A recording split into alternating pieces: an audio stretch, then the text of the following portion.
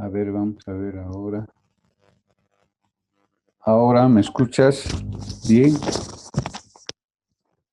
Sí, doctor, solo que sigue todavía un poco bajo, pero se escucha mejor. Bueno, ya vamos a tratar de mejorar. Yo creo que ahora está bien. Bueno, de un minuto entramos al tema.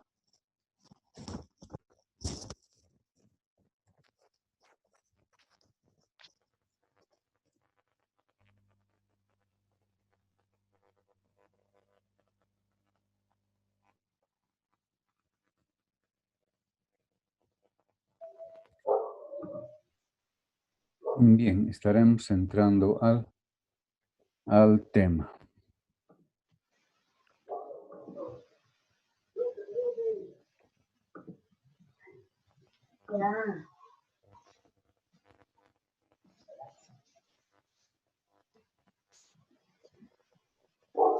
Adelante, lo hice en serio.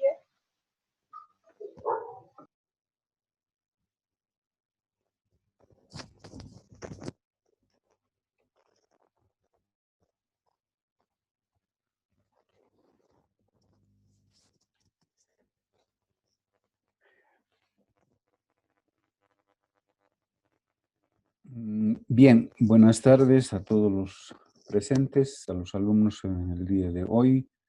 Vamos a continuar nuestro tema en lo referente a la cardiopatía isquémica en su variedad de angina inestable.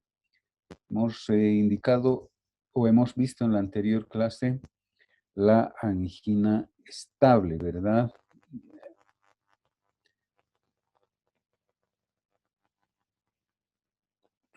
Bien.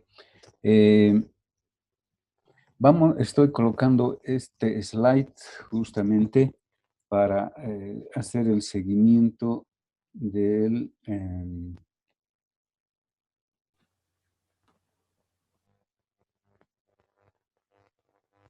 es importante este cuadro, ya les decía, este slide, porque nos muestra justamente en lo referente a la angina estable o angina crónica, que se llama también así, y la angina inestable o angina aguda, que corresponde a los síndromes coronarios agudos, en el cual está la angina inestable, el infarto agudo de miocardio, con elevación del ST y sin elevación del segmento ST. Y se incluye también ahí la muerte súbita.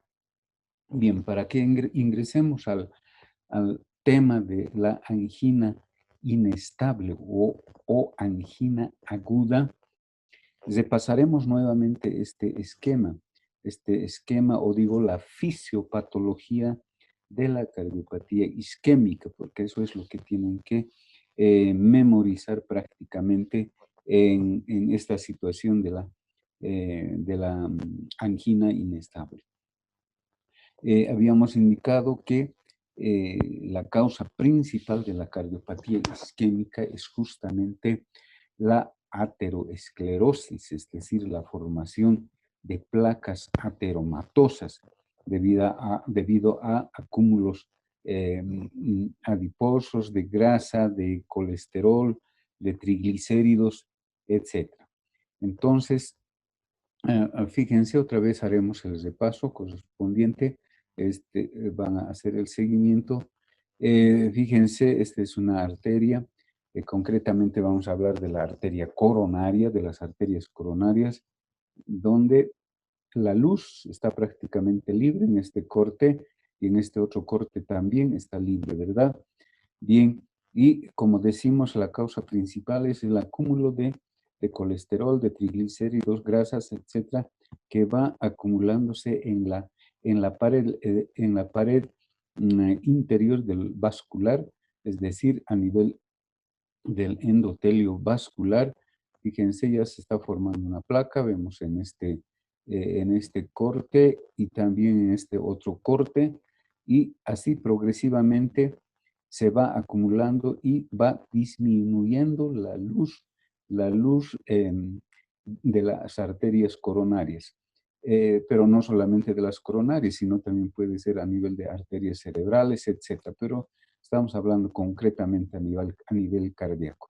Entonces, fíjense, ahí está la placa, los depósitos adiposos, depósitos de grasa, acúmulos de colesterol, de triglicéridos que van disminuyendo la luz, por lo tanto disminuyendo el flujo sanguíneo hacia el tejido miocárdico. En este corte transversal está lo mismo y según va progresando, por eso es que decimos que cuando va a disminuir la luz la luz de la arteria coronaria, pues la tendencia va a ser de que disminuya el flujo sanguíneo, disminuya el aporte de oxígeno y ya provocando una obstrucción de de un 50%, pues ya vamos a tener ya la presencia de angina inestable en muchos pacientes con los esfuerzos, fundamentalmente, y con el estrés.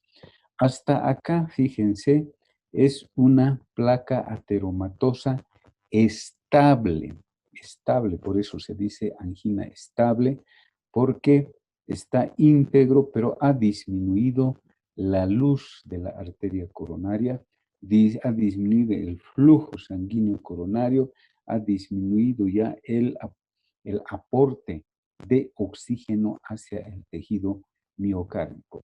Hasta ahí tenemos la angina estable, ¿verdad?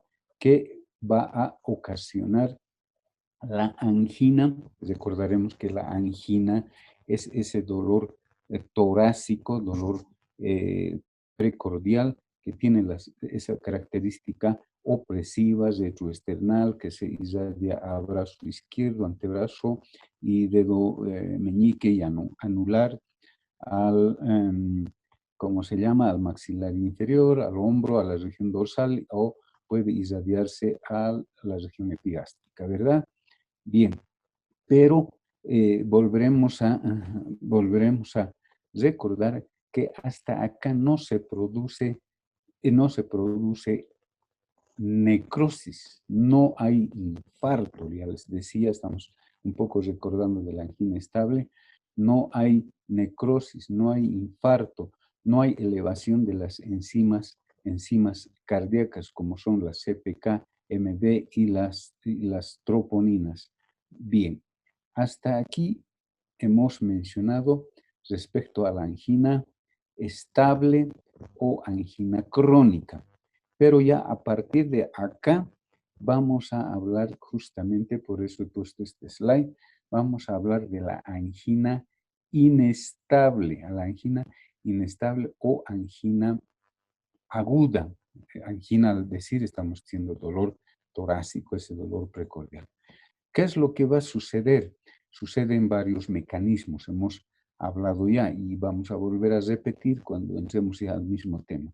Esta placa ateromatosa, esta placa estable se vuelve pues en una placa inestable por factores, ya sea por diferentes factores infecciosos, físicos, químicos, infecciosos, se va a producir la ruptura de el quiebre de esta placa ateromatosa. Aquí fíjense, por eso se los he puesto este slide, repito nuevamente, se va a producir una microhemorragia a ese nivel, produciendo la agregación plaquetaria, esos son los mecanismos que estoy mencionando, y por lo tanto la formación de un coágulo sanguíneo que puede provocar la obstrucción total, como ven aquí, de la luz de la arteria coronaria, o una obstrucción parcial que va a provocar justamente la angina inestable, ese dolor torácico con las características que ya hemos mencionado.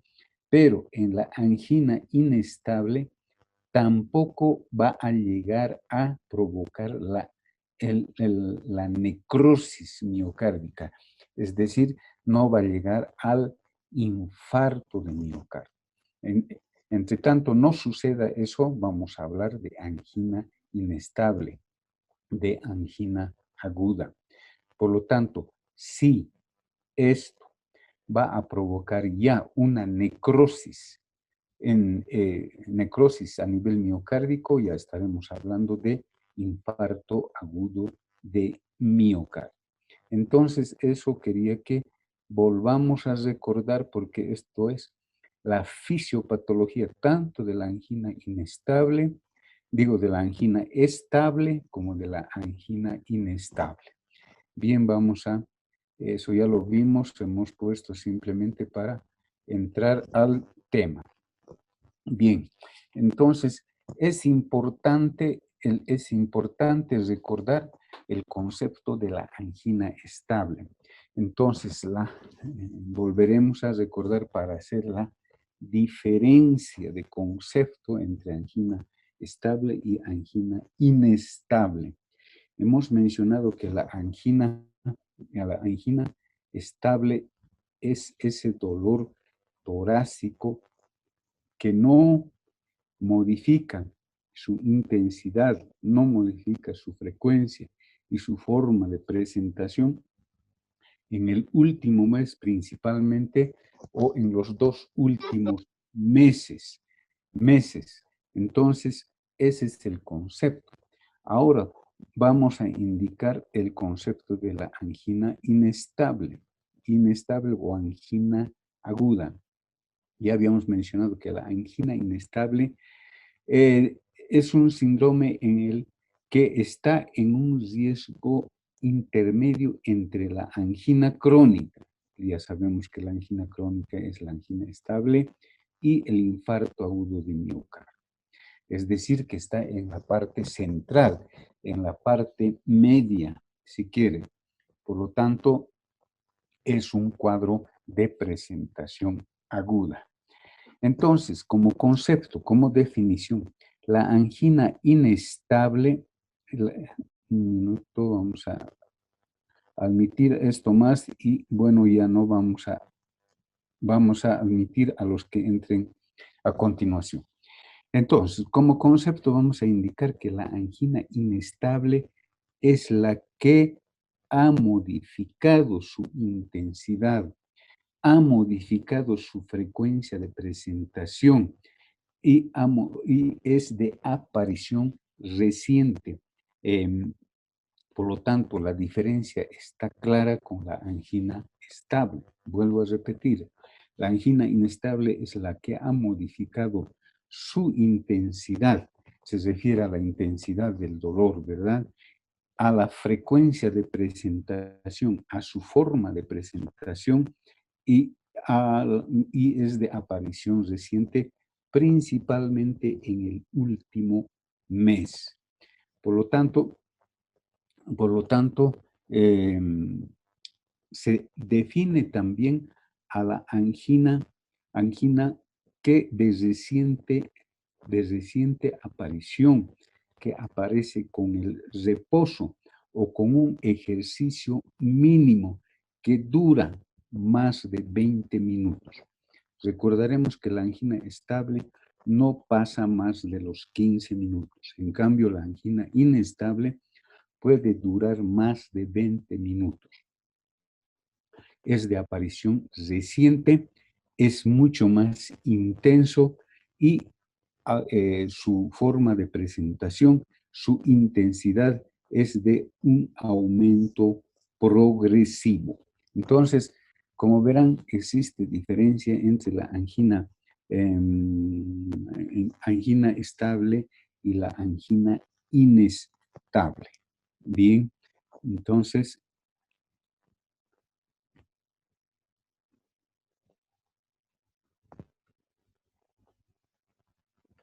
en cuanto se refiere a la etiología, como hemos mencionado, la causa principal son las placas ateromatosas que pueden ser poco obstructivas o muy obstructivas. puede haber un aumento de los niveles de proteína C reactiva para que pueda presentarse la angina inestable. Se dice por algunas teorías que puede ser desencadenado por un proceso inflamatorio o infeccioso a nivel de la placa ateromatosa. Un proceso infeccioso, por ejemplo, por una infección bacteriana, por una clamidia pneumoniae generalmente, o por el Helicobacter pylori. Y lógicamente van a intervenir factores tanto hemodinámicos, factores infecciosos y factores tóxicos. Entonces, eso en lo que respecta a la etiología. Pero la causa fundamental, la causa principal, como ya les he mencionado, es la formación de placas ateromatosas a nivel de la luz del endotelio, en este caso, de las arterias coronarias. Bien, ¿cuál es el cuadro clínico? Obviamente, la angina de pecho, el dolor isquémico que se presenta en este caso. Es provocado esa angina por una isquemia aguda, pero sin que llegue a la necrosis. Ahí está la diferencia, quiere decir sin que llegue al infarto. Ustedes saben ya por el concepto que hemos mencionado antes, infarto significa necrosis. Por lo tanto, este dolor isquémico que se presenta en forma aguda en la angina inestable no llega a la necrosis. El dolor es opresivo. Fíjense, tiene las mismas características de la angina estable, dolor opresivo, retroesternal o precordial, con duración de 20 minutos o mayor a los 20 minutos, que ha variado en su frecuencia, ¿ven? Fíjense en su frecuencia y también fundamentalmente en su intensidad. Es un dolor que se irradia a hombros, a la cara interna del brazo izquierdo, del cuello, de dientes o de maxilares. Puede irradiarse a nivel dorsal, a nivel del hombro o también a nivel epigástrico. Justamente tiene las mismas características de la angina estable, ¿verdad? Solamente que ha variado en cuanto a su intensidad, es mucho más fuerte, si quieren, el dolor, su frecuencia se incrementa más veces en este caso, y muchas veces se acompaña de síntomas vagales como son la sudoración, las náuseas, los vómitos, el decaimiento general, el desgano que presentan estos pacientes son síntomas vagales. Puede encontrarse a la auscultación soplo de insuficiencia mitral a nivel del ápex del tórax. Un tercer ruido puede estar también presente. Y finalmente, en casos ya severos, puede presentarse falla ventricular izquierda. Por lo tanto, la presencia de un tercer ruido nos está indicando la falla ventricular izquierda. Y si es mucho más severo, pues vamos a tener hipotensión arterial sistémica, vamos a tener estertores orales pulmonares, disnea y puede presentar edema agudo de pulmón. ¿Por qué? Porque existe la hipotensión que provoca pues una disminución del aporte de oxígeno, disminución del flujo sanguíneo a nivel de los tejidos y órganos. Entonces, en este caso, al haber una falla ventricular izquierda, tendremos pues un bajo gasto cardíaco, que es la causa para que pueda el paciente llegar a fallecer. Entonces, son los síntomas y signos principales que se va a presentar en la angina inestable. Bien, tenemos la clasificación de la angina que ya habíamos visto en la angina, en la angina estable. Es la clasificación de la angina, sobre todo de esfuerzo, que corresponde a la Sociedad Canadiense Cardiovascular, que lo hemos visto ya en la angina estable, que lo clasifica en clase 1, clase 2, clase 3 y clase 4. La clase 1 habíamos indicado que la actividad física habitual no provoca angina, es decir, no provoca dolor, sino que la angina se presentará, estamos hablando de la clase 1, solo a esfuerzos extenuantes, o sea, a grandes esfuerzos. La actividad física habitual no va a provocar dolor torácico. La clase 2 ya presenta el paciente ligera limitación a la actividad física habitual. La angina, por lo tanto, el dolor torácico, quiere decir, se producirá al subir alguna cuesta, al subir algunas escaleras en forma rápida o al subir al segundo piso, por ejemplo, de una casa. En ese caso ya podríamos decir a medianos esfuerzos. Es algo similar, ya les decía, a la clase funcional de insuficiencia cardíaca o de disnea, ¿verdad? Bien, clase funcional 3. Existe ya en el paciente una marcada limitación de la actividad física habitual. El dolor torácico, es decir, la angina de pecho aparece al caminar, por ejemplo, al caminar, por ejemplo, 2 cuadras o subir un piso o escaleras en forma ya mucho más, más lenta, en este caso, a un paso normal. Entonces ya tenemos la presencia de la angina en este caso, que va a provocar una marcada limitación a la actividad física. Y la clase 4, la clase 4 es ya esa incapacidad de realizar cualquier actividad física sin que se presente dolor, es decir, a pequeños esfuerzos, a mínimos esfuerzos, incluso hasta en reposo ya el paciente va a presentar dolor torácico, es decir, la angina. Como verán, esta clasificación de la Sociedad Canadiense de Cardiovascular se asemeja a la clasificación funcional de insuficiencia cardíaca de la NIJA, ¿verdad? Que recordaremos son a grandes esfuerzos, medianos esfuerzos, pequeños esfuerzos y de reposo. Es algo parecido a esa clasificación. Bien. Se considerará angina inestable a alguna de las 3 situaciones que podamos ver en el paciente, que pueda presentar el paciente. Cuando ese paciente tenga angor, es decir, angina, angor de pecho quiere decir dolor torácico, ¿verdad? Angor de reposo, habitualmente igual o mayor a los 20 minutos, volveremos a mencionar. Un angor, es decir, dolor progresivo, que pasa a clase funcional o 4 de la clasificación de la sociedad, la que hemos visto anteriormente, que pasa a clase 3 o 4 de la Sociedad Canadiense Cardiovascular. Y el angor de reciente comienzo, es decir, que se presenta menor generalmente al 1 mes o a los 2 meses, y además que se encuentra en clase 3 o 4 de la Sociedad Canadiense de Cardiología. Entonces, estas situaciones ya nos van a hacer pensar en el diagnóstico de angina inestable.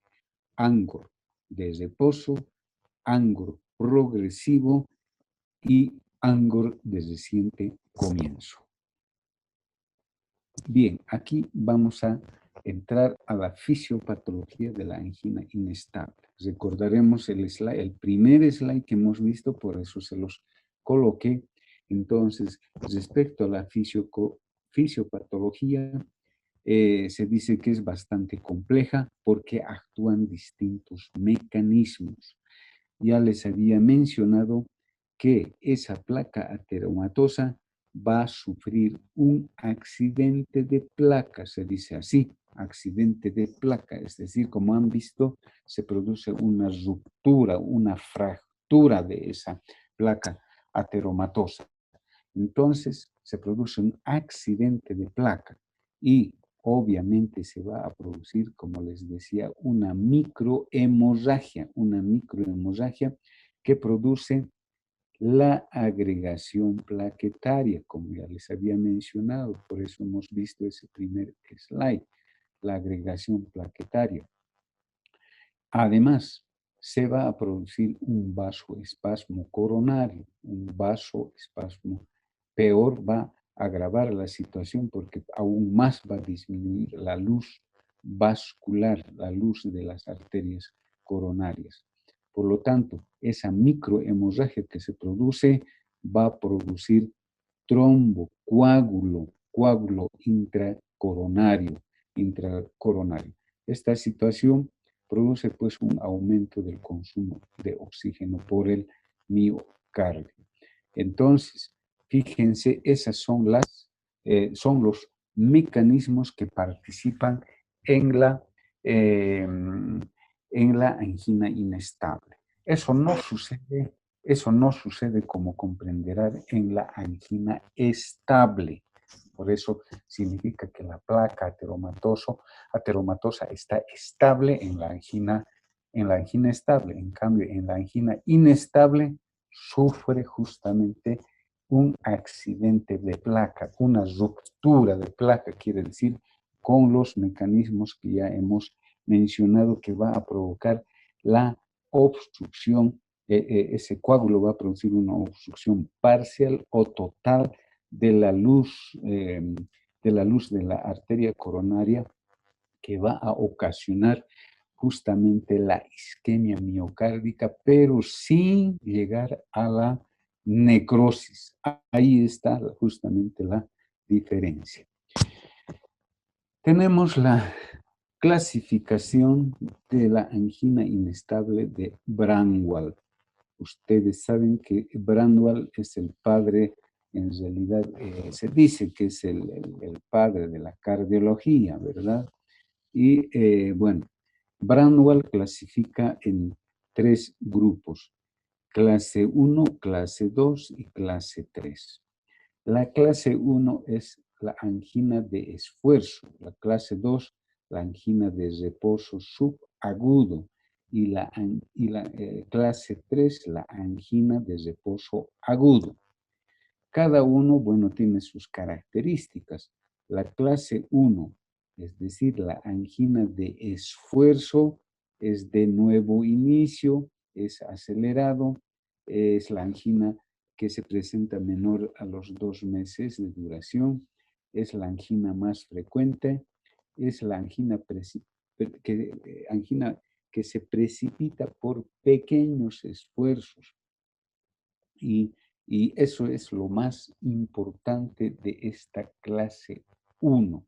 Volvemos a recordar, la angina de esfuerzo es de nuevo inicio, es decir, tiene un inicio acelerado fundamentalmente, que se presenta ese dolor torácico menor a los 2 meses, principalmente menor al 1 mes. Entonces, hay que considerar esa situación. Es la angina más frecuente y además que esa angina es desencadenada por los pequeños esfuerzos. Esas son, digamos, las 3 o 4 características principales de esta clase 1. De la clase 2 es la angina de reposo subagudo. Es aquel dolor torácico de reposo en el último mes, pero sin episodios en las 48 horas previas a la presentación. Volvemos a repetir, es la angina de reposo subagudo, es una angina de reposo, es decir, que ese dolor torácico se presente en reposo en el último mes, pero sin que podamos o sin que pueda presentar un episodio anginoso en las 48 horas previas.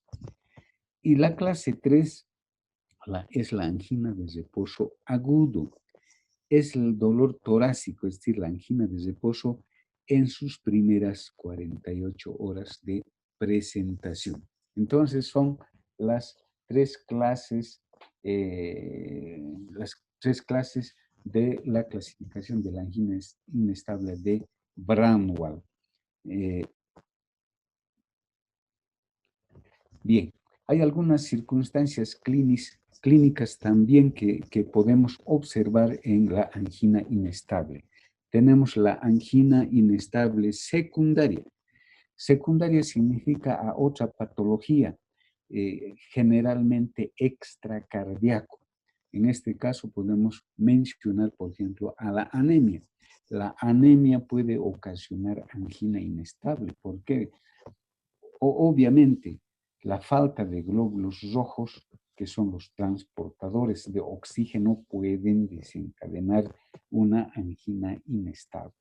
Procesos infecciosos, sépticos fundamentalmente, pueden desencadenar una angina inestable. La tirotoxicosis, es decir, problemas de la tiroides, puede también desencadenar una angina inestable secundaria. Y lógico, la hipoxemia, la disminución del aporte de oxígeno va a ocasionar una angina inestable. Como ven, es secundario a otra patología extracardíaca. Luego tenemos la angina inestable primaria, es decir, la que estamos viendo, la que hemos mencionado, la que estamos analizando, angina inestable primaria. Y otro grupo es la angina inestable postinfarto. Es decir, que se vuelve a presentar el dolor torácico posterior a un infarto que ya haya presentado el paciente. Bueno, el paciente podía haber tenido un infarto de miocardio y posteriormente, se dice a la semana o a las 2 semanas, puede volver a presentar el paciente ese dolor torácico, ese dolor anginoso. A eso se denomina angina inestable postinfarto. Después que ese paciente ha tenido un infarto, puede volver a presentar un cuadro de una angina inestable. Esta clasificación puede utilizarse para la estratificación del riesgo de la angina inestable. Se la clasifica en riesgo alto, en riesgo intermedio y en riesgo bajo. Entonces, como verán, de acuerdo a las circunstancias clínicas, también se la puede clasificar a la angina inestable en 3 grupos: angina inestable primaria, angina inestable secundaria y angina inestable postinfarto, que puede ser de riesgo alto, de riesgo intermedio o de riesgo bajo. Bueno, hemos visto toda la parte que corresponde al concepto, a la etiología, a la fisiopatología y a la clínica, tanto a los síntomas y los signos de una angina inestable. Lógicamente vamos a hacer los exámenes complementarios. El electrocardiograma es sumamente importante. Vamos a ver acá que va a existir algunas alteraciones transitorias simplemente. Las alteraciones del electrocardiograma durante el episodio de dolor tienen que entender esa situación. Durante la crisis de angina son reversibles y luego de la crisis puede ser normal el electrocardiograma. Los cambios electrocardiográficos transitorios que se presentan en la angina inestable pueden ser un supradesnivel o infradesnivel del segmento ST a 1 milímetro o mayor a 1 milímetro en 2 o más derivaciones continuas. Entonces, en la crisis anginosa, en la crisis dolorosa de la angina inestable, podemos tener esa alteración, es decir, un supradesnivel o un infradesnivel del segmento ST que tiene que ser mayor a 1 milímetro en 2 o más derivaciones continuas. Ondas T altas, simétricas o inversión de la onda T, especialmente en derivaciones precordiales. Entonces, son esas alteraciones que podemos observar en el electrocardiograma. Alteraciones del segmento ST, ya sea supra o infradesnivel, ondas T altas y simétricas o finalmente la inversión de la onda T. Pero solamente, como ya les he mencionado, solamente esas alteraciones las vamos a observar durante la crisis dolorosa, precordial, durante la angina de pecho, vamos a tener esas alteraciones electrocardiográficas. Y que pasada la crisis, pues el electrocardiograma va a presentar normalidad, es decir, que es reversible. ¿Por qué? ¿Por qué es reversible? Porque no llega justamente a la necrosis, ya hemos mencionado, no llega al infarto de miocardio. Bien, el laboratorio es también importante. Además de los exámenes de rutina que se debe hacer, o sea, hemograma, glicemia, urea, creatinina, debemos solicitar las enzimas cardíacas que ya les había mencionado, como son la creatinfosfoquinasa o la CPK y su fracción CPK-MB y la troponina T, que deberán ser normales. Eso tienen que comprender. En cambio, en el infarto de miocardio, justamente vamos a observar la elevación de la CPK-MB y la troponina T. En cambio, en la angina estable y en la angina inestable no van a sufrir elevación las enzimas cardíacas porque no, ya vuelvo a repetir, estoy repitiendo 1, 2 y 3 veces, no llega a provocar infarto, no llega a provocar necrosis miocárdica. La troponina T es uno de los marcadores tempranos del daño miocárdico. Entonces, en la angina inestable no existe elevación de las enzimas que son los marcadores de necrosis del miocardio. Bien, otro examen básico va a ser la radiografía de tórax, que nos podrá mostrar o descartar algunas patologías pulmonares o patologías torácicas. Entonces, no es muy específico la radiografía de tórax.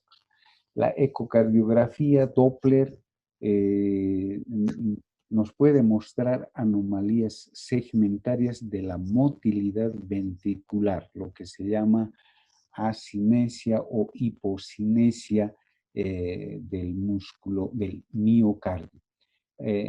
Asinesia significa que las zonas que están comprometidas no tienen movilidad, no se mueven, no se contraen. Hipocinesia significa que tienen movilidad, pero muy poquita. Entonces, puede mostrarnos la ecocardiografía las alteraciones que se producen a nivel miocárdico. Eso nos permitirá apreciar la función ventricular fundamentalmente izquierda. Y en este caso, ¿qué es lo que es más importante? Lo que nos mide la fracción de eyección del ventrículo izquierdo. Es fracción de eyección, vuelvo a repetir, o recordarles, mejor dicho, que es ese volumen sistólico que se produce durante la contracción del ventrículo izquierdo. Si hay alteraciones de la pared ventricular, entonces puede provocar una disfunción miocárdica. Por lo tanto, es el predictor importante del pronóstico de la cardiopatía isquémica, la fracción de eyección del ventrículo izquierdo. Muchos pacientes no pueden realizar, por ejemplo, el estudio de la prueba de esfuerzo. En ese caso se hace un estudio de ecocardiografía utilizando algunos fármacos, como es la dobutamina, que le produce un mayor esfuerzo al miocardio, y a través de eso se puede detectar justamente ¿cómo se llama? Las alteraciones segmentarias de la motilidad ventricular. Bien. Otro examen importante que se puede realizar es el Holter. ¿Saben ya en qué consiste el Holter? Que detecta episodios de angina silente fundamentalmente. La angina silente quiere decir aquella angina silenciosa, es decir, el paciente no percibe el dolor, no siente el dolor. A eso se dice angina silente. Y el Holter puede mostrarnos o detectar las arritmias ya sea supraventriculares o ventriculares o trastornos de la conducción, ya sea los bloqueos auriculoventriculares que puede presentar el paciente. La prueba ergométrica de esfuerzo es otro estudio que está contraindicado en los pacientes con angina inestable con riesgo intermedio y peor aún con los pacientes que tienen riesgo alto. Tiene que el paciente o tiene que el cuadro de la angina inestable estar controlado para que después de unas 72 horas recién pueda el paciente ser sometido a una prueba de ergométrica de esfuerzo. Antes, en un episodio o en una crisis aguda, está totalmente contraindicado el realizar una ergometría de esfuerzo. Se puede realizar también otros estudios radioisotópicos con medios de contraste, como es el talio 201, que son medios radioactivos para ver la perfusión miocárdica. Y el estudio más importante, pues, es la angiografía coronaria. La angiografía coronaria nos va a detectar los lugares donde se encuentran obstruido parcial o totalmente las arterias coronarias. Entonces, una angiografía coronaria debe realizarse para establecer la severidad y la extensión de las lesiones coronarias para escoger el tratamiento definitivo que puede ser la angioplastía coronaria con balón y la aplicación del stent o finalmente la cirugía de la revascularización coronaria o simplemente un tratamiento médico. Actualmente existen equipos que pueden hacernos por ejemplo, la ecografía intraluminal. Imagínense, puede verse a través de una ecografía o de una resonancia o de una angiotomografía, puede detectarse claramente dónde se encuentran las lesiones coronarias, su severidad y su extensión. Pero sí, lo más importante, lo más básico es hacer una angiografía coronaria con medios de contraste que nos va a mostrar justamente cuál de las coronarias está comprometida, su severidad, su extensión, cuál de sus ramas será el tronco, una de sus ramas nos va a detectar a través de la angiografía coronaria. Bien, entonces, como les decía, pues hay otros estudios como la angiotomografía coronaria, la ecografía intraluminal que se puede hacer, que son estudios bastante sofisticados que se puede realizar en medios lo digo, en centros que están dotados de esos equipos. Pero en nuestro medio verán que no tenemos nada de esas cosas. Bien, el tratamiento. Se debe tomar medidas generales, el tratamiento antitrombótico, el tratamiento antiisquémico y otro tipo de tratamiento cuando hay un mayor compromiso ventricular, que se puede utilizar el balón de contrapulsión intraaórtico, que se denomina así, que les voy a explicar un poco posteriormente. Las medidas generales, reposo absoluto, ese paciente debe estar internado en una unidad coronaria por 48 horas, por lo menos. Años está ahí, pero es horas. Por favor, eso cuida que estén poniendo años, es 48 horas por lo menos hasta que esté estable el paciente. Se deberá administrar los cristaloides, es decir, soluciones. Si existe hipotensión, la administración de oxígeno es importante y eliminar las situaciones cardíacas y extracardíacas que van a aumentar la demanda del consumo de oxígeno. Es decir, si existe taquicardia hay que tratar de controlar. Si hay hipertensión hay que controlar la hipertensión. Y como hay un dolor bastante intenso, se puede utilizar la morfina para calmar el dolor a la dosis de 2 a 4 miligramos intravenosos repetidas cada 5 minutos. Esas son las medidas de tipo general que se debe aplicar al paciente que debe estar internado en una unidad coronaria. El tratamiento antitrombótico. El tratamiento antitrombótico es similar a la de la angina estable. Todos los pacientes con angina inestable deben recibir lo más pronto posible la aspirina. Y en este caso, en el caso de la angina inestable, se debe agregar la heparina. Entonces lo vamos a ver enseguida. La aspirina, ustedes ya saben, una dosis de carga de 324 a 500 miligramos. Eso también está, hay un pequeño error, es miligramos, no es gramos, por favor. Y la dosis de mantenimiento que puede ser de 80 hasta 160 miligramos día. Si hay alergia a la aspirina, pues se puede utilizar el clopidogrel, que ya hemos visto, 75 miligramos día, o la ticlopidina. Hay otros antiagregantes plaquetarios más modernos, como son el Abcicimab y el Tirofiban, que actualmente ya tenemos en el mercado, antes no había. Entonces, se puede utilizar en vez de la aspirina estos otros antiagregantes plaquetarios. Los agentes antitrombóticos, como les decía, ya en este caso en la angina inestable debemos utilizar la heparina.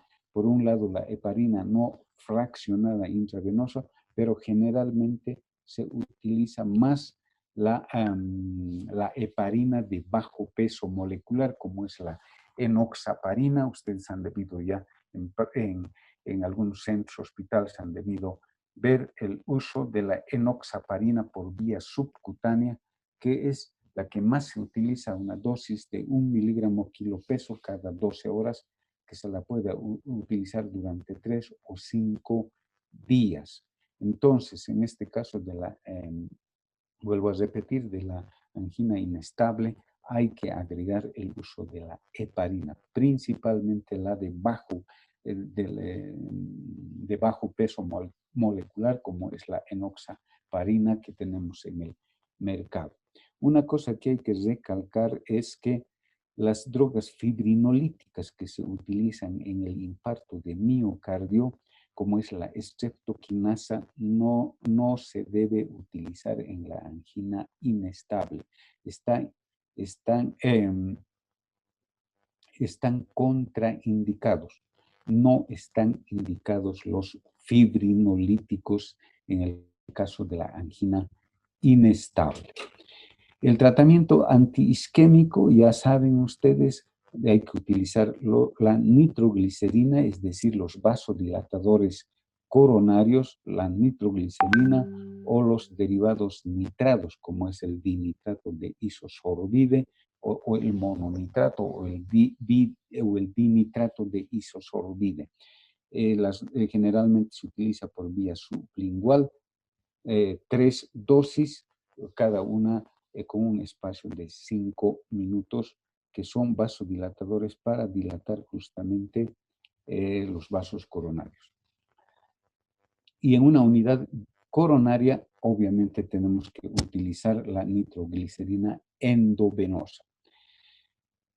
Luego, como en la angina estable, tenemos que utilizar los bloqueadores de los receptores beta, es decir, el propanolol o el atenolol, que ya habíamos mencionado en la anterior clase, para disminuir la frecuencia cardíaca y para disminuir fundamentalmente el consumo de oxígeno. Son esas dos cosas principales por las cuales se utilizan los beta bloqueadores o bloqueadores de los receptores beta, que también se llama así, como es el propanolol y el atenolol que tenemos en el mercado.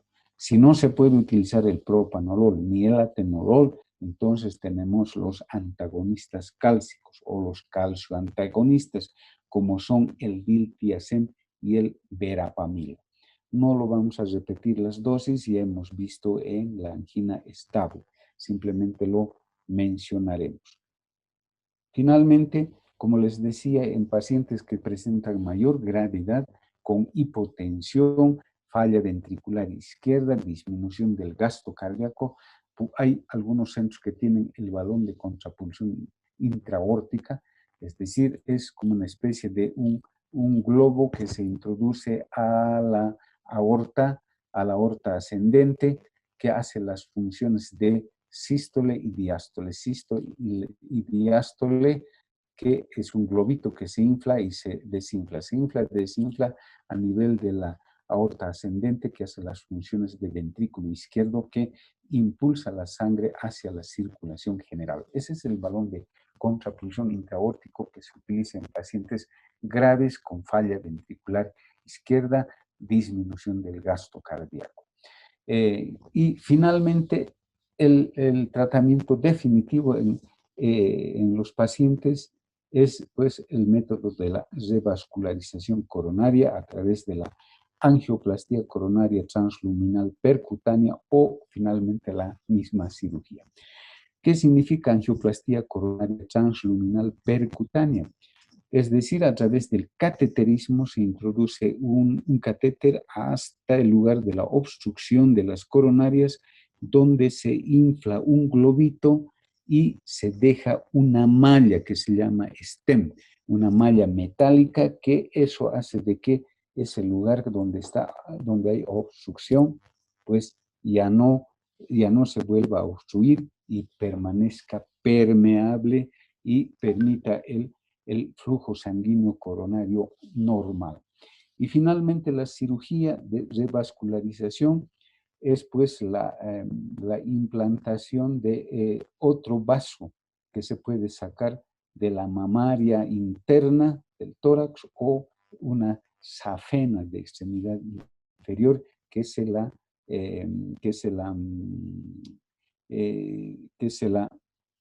hace una especie de injerto, se hace un puente pasando por, digamos, por encima o por un costado o por un lado del lugar que está obstruido. Se hace un puente con un vaso sanguíneo, ya sea venoso o arterial, generalmente la mamaria interna o una de las venas safenas que colocan en una de las coronarias para hacer el puente, es decir, pasan por encima del lugar de la obstrucción. A eso se llama cirugía de revascularización coronaria. Ese es un tratamiento que se la hace, pero para eso hay que hacer todos los estudios minuciosos a través del cateterismo cardíaco para ver si se puede hacer una angioplastía coronaria transluminal percutánea con balón a través del cateterismo o finalmente es para una cirugía de revascularización coronaria, es decir, reemplazar los vasos coronarios por otros vasos que se trasladan, ya sea la mamaria interna o una de las safenas de extremidades inferiores. Bien, entonces hemos terminado con la angina inestable. Como verán, es un cuadro bastante delicado, bastante grave en este caso, que si no que si no se hace un diagnóstico oportuno y no se hace un tratamiento adecuado, pues ese paciente puede ir mal en cuanto se refiere a la evolución. Bien, bueno, hemos terminado esta parte y la siguiente clase nos falta la última parte, que es en lo referente al infarto agudo de miocardio. Trataremos de hacerlo un poco más corto la clase, porque obviamente estos temas son muy largos y tratamos de reducir lo más importante. Bien, entonces, y es más de las 6, nos vemos el día viernes a la hora de costumbre. Entonces, buenas tardes a los alumnos y nos veremos el día viernes nuevamente a la hora de costumbre. Gracias a todos los alumnos presentes.